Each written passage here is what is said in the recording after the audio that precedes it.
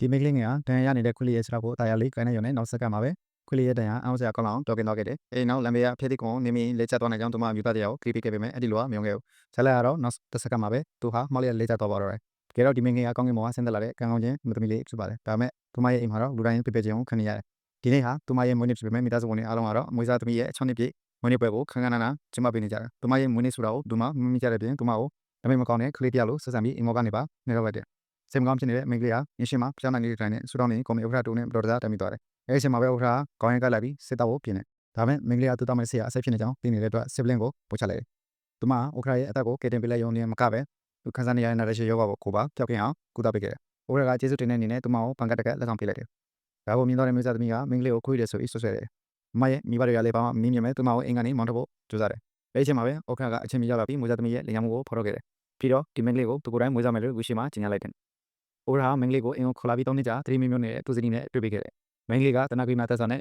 မြို့သမီးရဲ့လက်ကိုကန်လိုက်တဲ့အခါမှာတော့အောင်စရာကောင်းအောင်ပဲမြို့သမီးရဲ့လက်ချောင်းလေးကစတင်လှုပ်ရှားလာပါတော့တယ်။